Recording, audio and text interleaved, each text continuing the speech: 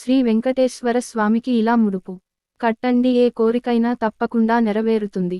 పిలిస్తే పలికే కలియుగ దైవం, కోట్లాది భక్తులకు ఇలవేలుపు, ఆపద మొక్కులవాడు, అనాథ రక్షకుడు, కొలిచిన వారికి కొంగు బంగారం అయినా శ్రీనివాసుడే కష్టంలో కడతేర్చే తమ దైవం అని భావించి స్వామివారికి తమ కోరికలు చెప్పుకొని పూర్వం ముడుపు కట్టేవాళ్ళు. శ్రీ వెంకటేశ్వర స్వామికి ముడుపు కట్టాలంటే శనివారం రోజున మాత్రమే కట్టాలి. కలియుగ ప్రత్యక్ష దైవం అయినటువంటి శ్రీ వెంకటేశ్వర స్వామికి ముడుపు కడితే మీ జీవితంలో ఎలాంటి కష్టం అయినా తొలగిపోయి మీ సంపద పెరుగుతుంది. మీకు ఏదైనా కష్టం వచ్చినప్పుడు శ్రీ వెంకటేశ్వర స్వామికి ముడుపు కట్టండి. స్వామివారి కృప వల్ల మీరు అనుకున్న కోరిక ఖచ్చితంగా నెరవేరుతుంది. అది ఎంత కష్టమైన సమస్య అయినా సరే మీకు సులువుగా పరిష్కారం దొరుకుతుంది. అలాగే ఈ వీడియోని ఎక్కడ స్కిప్ చేయకుండా చివరి వరకు చూడండి. స్వామివారికి ముడుపు కట్టాలనుకునేవారు శనివారం రోజున ఉదయాన్నే నిద్రలేచి ఇల్లంతా శుభ్రం చేసుకుని స్త్రీలు తలస్నానం చేసి ఇంట్లో పూజ ప్రారంభించాలి. ముడుపు కట్టే ఇంట్లో ఎటువంటి మైలు ఉండకుండా జాగ్రత్త పడాలి. ఎందుకంటే వెంకటేశ్వర స్వామి వారి ముడుపుకు ఎంతో శక్తి ఉంటుంది. కాబట్టి ముడుపు కట్టే ముందు మీ ఇల్లంతా పసుపు నీళ్లు చల్లుకొని శుద్ధి చేసుకోవాలి.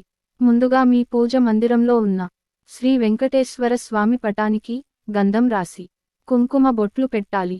తరువాత స్వామివారి పటానికి తులసిమాల సమర్పించాలి. ముడుపు కట్టే ముందుగా గణపతికి నమస్కరించాలి.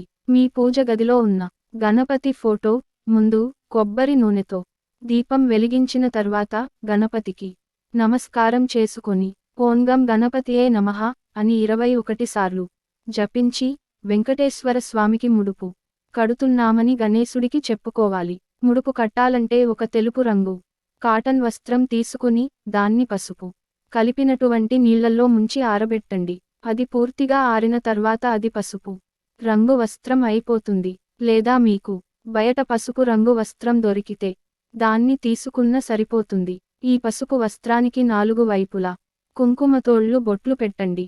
తర్వాత 11 రూపాయి బిళ్ళలు లేదా 21 రూపాయి బిళ్ళలు లేదా 54 రూపాయల బిళ్ళలు లేకుంటే 108 రూపాయి బిళ్ళలు తీసుకుని అంటే మీ ఆర్థిక పరిస్థితిని బట్టి ఈ పసుపు వస్త్రంలో ఉంచి మూట కట్టాలి. ఈ మూట కట్టేటప్పుడు మూటకి 3 ముళ్ళు వేయాలి. అయితే ఈ 3 ముళ్ళు వేసే సమయంలో ఒక్కొక్క ముడిని వేసేటప్పుడు మీకు ఉన్నటువంటి సమస్యలు స్వామివారికి చెప్పుకుంటూ 3 ముడులను వేయాలి. 3 ముడులు వేసిన తర్వాత ఈ ముడుపుని మీ పూజగదిలో ఉంచి 108 గోవింద నామాలను చదవాలి. ఆ తర్వాత స్వామివారికి పచ్చ కర్పూరంతో హారతిని ఇవ్వాలి. శ్రీ వెంకటేశ్వర స్వామికి పచ్చ కర్పూరం అంటే చాలా ఇష్టం. ఇలా ముడుపు కట్టిన తర్వాత మీ కోరిక నెరవేరిన వెంటనే ఆ ముడుపు తీసుకుని తిరుపతికి వెళ్ళి శ్రీ వెంకటేశ్వర స్వామి హుండీలో ముడుపును వేయాలి. హుండీలో ముడుపు వేసేటప్పుడు ఆ ముడుపులో ఉన్నటువంటి ధనంతో పాటు వడ్డీ కూడా ఎంతో కొంత కలిపి స్వామివారి హుండీలో వేయాలి. ఇలా ప్రత్యేకమైనటువంటి విధి విధానాలు పాటిస్తూ శ్రీ వెంకటేశ్వర స్వామికి ముడుపు కడితే ఆ స్వామి యొక్క అనుగ్రహం వల్ల మీకున్న ఎంత కష్టమైన సమస్య అయినా సరే దాని నుంచి మీరు సులభముగా బయటపడవచ్చు. ముడుపు కట్టిన ఇంట్లో కొన్ని నియమాలను పాటిస్తూ ఉండాలి. ముడుపు కట్టిన వాళ్ళు ప్రతి శనివారం తప్పనిసరిగా ఇంట్లో పూజ చేయాలి. అలాగే శనివారం వెంకటేశ్వర స్వామి ఫోటో దగ్గర పిండి దీపం వెలిగిస్తే చాలా మంచిది. ముడుపు కట్టిన ఇంట్లో స్త్రీలు మైలు ఉన్నప్పుడు పూజ మందిరం వైపు వెళ్లకుండా జాగ్రత్త పడాలి. ఇంట్లో మైలు పూర్తి అయిన తర్వాత పూజ మందిరం దగ్గర పసుపు నీళ్లు చల్లి పూజ గదిని శుభ్రం చేసుకోవాలి. ముడుపు కట్టిన ప్రతి ఒక్కరు కూడా తిరుమల ఆలయం గురించి కొన్ని అద్భుతమైన విషయాలు తప్పకుండా తెలుసుకోవాలి. తిరుమల ఆలయం చుట్టూ స్వామివారి విగ్రహం చుట్టూ ఎన్నో తెలియని రహస్యాలు దాగి ఉన్నాయి. సాధారణంగా మనకు తెలిసిన వాస్తవాలం కంటే మనకు తెలియని అంతుచిక్కని రహస్యాలు తిరుమలలో దాగి ఉన్నాయి. కలియుగ ప్రత్యక్ష దైవం శ్రీ వెంకటేశ్వర స్వామి వారికి ఉపయోగించే పువ్వులు, పాలు, వెన్న, పవిత్రమైన మూలికలు, ఆకులు ఇలా ఎన్నో పదార్థాలను తిరుపతి నుండి 22 కిలోమీటర్ల దూరంలో ఉన్న ఒక రహస్య గ్రామం నుంచి తీసుకువస్తారు. తిరుమల గర్భగుడిలో ఉన్న శ్రీవారి విగ్రహం భక్తులకు గర్భగుడి మధ్యలో ఉన్నట్లు కనిపిస్తుంది. అయితే నిజానికి శ్రీవారి విగ్రహం గర్భగుడి మధ్యలో ఉండదు. గర్భగుడికి కుడివైపున ఒక మూలలో శ్రీవారి విగ్రహం ఉంటుంది. సరిగ్గా గమనిస్తే ఇది మీకు స్పష్టంగా తెలుస్తుంది. శ్రీవారి విగ్రహం వెనుక నుంచి ఎప్పుడు సముద్రప ఘోష వినిపిస్తుందనేది నమ్మలేని నిజం. స్వామివారి విగ్రహం వెనుక చెవి పెట్టి వింటే ఇది స్పష్టంగా వినబడుతుంది. కానీ శ్రీవారికి సేవ చేసే అర్చకులకు తప్ప సాధారణ భక్తులకు ఈ అవకాశం లభించదు. గర్భగుడిలోని శ్రీవారి విగ్రహం ముందు ఉండే మట్టి దీపాలు ఎప్పుడూ కొండెక్కవు. ఈ దీపాలను ఎవరు వెలిగించారనే విషయాలు ఎవ్వరికీ తెలియదు. కొన్ని వేల సంవత్సరాల నుంచి కొండెక్కకుండా వెలుగుతున్న ఈ దీపాలు ఇప్పటికీ స్వామివారి ఎదుట ఉన్నాయట. శ్రీవారి విగ్రహం ఎప్పుడూ కూడా తేమతో నిండి ఉంటుంది. శ్రీవారి విగ్రహానికి నిజమైన జుట్టు ఉంటుందట.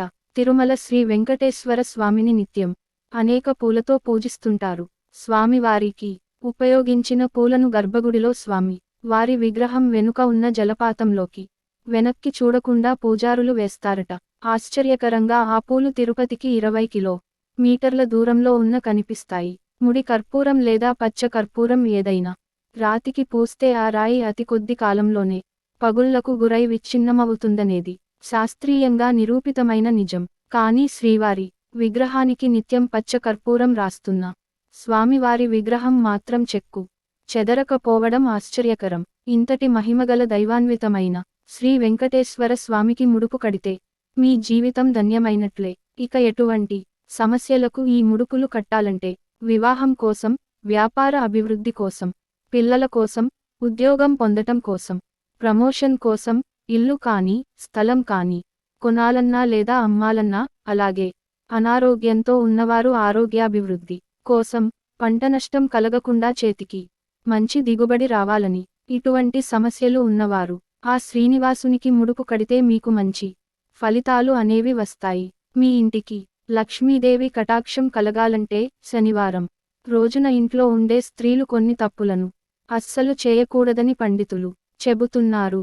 శనివారం రోజున మనం తెలియక చేసే కొన్ని పనుల వల్ల ఏలినాటి శని మమ్మల్ని వెంటాడుతుందట. కాబట్టి శనివారం రోజున ఎట్టి పరిస్థితుల్లోనూ చేయకూడని పనులు ఏమిటో ఇప్పుడు మనం తెలుసుకుందాం. శనివారం రోజున బెండకాయ, పండుమిరపకాయలు, మామిడికాయ పచ్చడి అస్సలు తినకూడదు.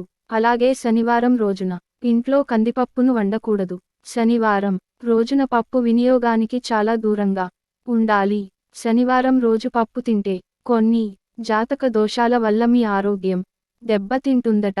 కాబట్టి మీరు ఆరోగ్యవంతులుగా ఉండాలంటే శనివారం రోజున ఇంట్లో పప్పుని వండకండి. శనివారం రోజున నువ్వులు, మినపప్పు, చీపురు, నూనెను అస్సలు కొనుగోలు చేయకూడదు. ఒకవేళ శనివారం రోజున ఈ వస్తువులను కనుక మీరు కొనుగోలు చేస్తే మీ జీవితంలో కష్టాలు తలెత్తుతాయి. శనివారం రోజున నూనెను కొంటే మీ ఇంట్లో ఎవరో ఒకరు త్వరలో అనారోగ్యం పాలవుతారని పండితులు చెబుతున్నారు. అందుకే శనివారం రోజున నూనెను అస్సలు కొనకూడదని శాస్త్రాలు చెబుతున్నాయి. శనివారం నాడు ఇనుముకు సంబంధించిన వస్తువులను కొనకండి. ఇనుము శని పాలక మూలకం కాబట్టి ఆ రోజు తప్పనిసరిగా ఐరన్ సంబంధిత ఉత్పత్తులను కొనకండి. అలా కొంటే కుటుంబంలో అనవసర గొడవలు వస్తాయి. శనివారం రోజు ఉప్పును కొనకండి. ఈ రోజు ఉప్పు కొంటే వ్యాపారంలో నష్టాలు తప్పవు. అలాగే ఆర్థిక సంక్షోభాలు ఎదురవుతాయి. దీనివల్ల మీరు ఎక్కువ అప్యలు కూడా చేయాల్సి వస్తుందట. పర్సులు, బూట్లు, సంచులు వంటి తోలు వస్తువులను కూడా శనివారం రోజున కొనకూడదు. ఎందుకంటే ఇవి విజయానికి అవరోధంగా ఉంటాయి మరియు జీవితంలో సమస్యలను కలిగిస్తాయి. శనివారం నాడు పెన్నులు, పుస్తకాలతో పాటు స్టేషనరీ వస్తువులను కొనకండి. ఈ విధంగా కొనుగోలు చేస్తే మీరు అధ్యయనాలు సరిగ్గా చేయలేరు. ఇంటర్వ్యూలలో కూడా పేలవమైన ప్రదర్శన ఇస్తారు. మీరు ఉద్యోగాలకు కూడా సెలెక్ట్ కాకపోవచ్చు. శనివారం రోజున కొత్త కారు లేదా బైక్ వంటి వాటిని కొనకూడదట. ఎందుకంటే ఇవి లోహాలతో తయారవుతాయి. శనివారం రోజున ఇలాంటి లోహాలను కొనడం మంచిది కాదు. అలాగే కొత్త బట్టలను కూడా కొనడం మంచిది కాదట. ఎందుకంటే ఇనుము శనితో సంబంధం ఉన్న మరో లోహం. అయితే ఈ రోజున ఇనుము వంటి లోహాలను దానం చేస్తే చాలా మంచి ప్రయోజనాలు వస్తాయని పండితులు చెబుతున్నారు. ఫ్రెండ్స్, ఈ వీడియో గనుక మీకు నచ్చినట్లయితే ప్లీజ్ లైక్ చేసి మీ ఫ్రెండ్స్కి షేర్ చేయండి. అలాగే మా కొత్త వీడియోస్ మీకు వెంటనే చేరాలంటే మన ఛానల్ని సబ్స్క్రైబ్ చేసుకొని పక్కనే ఉన్నటువంటి బెల్ ఐకాన్ని ప్రెస్ చేయండి. ధన్యవాదములు.